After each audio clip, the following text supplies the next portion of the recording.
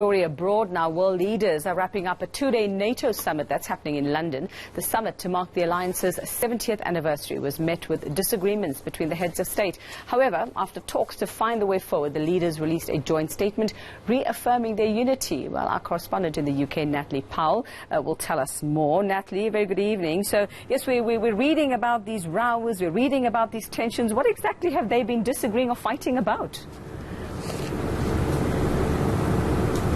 Well, quite a lot of things that they've been disagreeing and fighting about. This has largely come from the US president and French president. They, prior to this NATO summit in London, actually have had some exchanges in the past. The French president suggesting, of course, that NATO was brain dead. And following those comments, of course, the US president hit back at them, suggesting that actually France needed NATO more than any of the other 29 member states of NATO would have needed it. So a lot of tensions going on in the sidelines of this summit. But as you've said, we've heard from a 3-hour meeting today that took place with all of those leaders in the room that actually they've released this communique. It talks about being united and cooperating on a number of levels, particularly when it comes to defence in land, air and sea.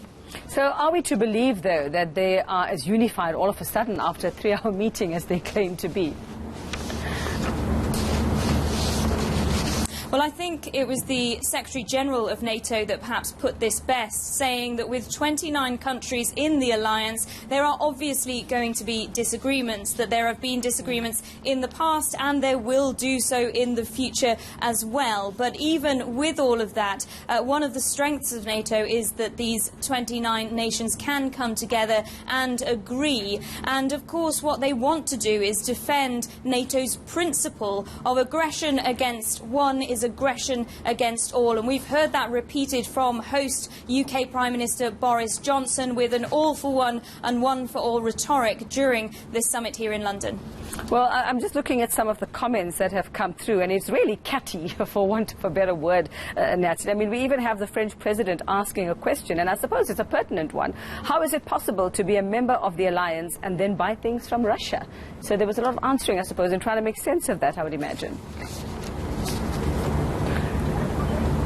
Yes, absolutely. And in fact, a lot has been talked about with regards to Russia and Russian aggression. The leaders agreed that they would be united in this and also try to work with Russia for its cooperation. But another country, not just Russia was mentioned in this, of course, another country being China. For the very first time, these NATO leaders have spoken at large about China. Of course, we know that China's defence spending has increased, and NATO had estimated that in 2018 its defence spending was the second largest in the world, which is quite significant. It's still some way behind the US, though, it must be said. But of course, what these NATO leaders want to do is address the challenges that countries like China and Russia bring, also the opportunities too, and try to make these countries agree to certain strategies laid down by NATO. Right. Thanks very much, Natalie Powell. So there we have it, Jeremy. It seems world leaders behaving badly again, but for a little while, and then put in the naughty corner. I was going to say, are we surprised as far as that particular issue is concerned?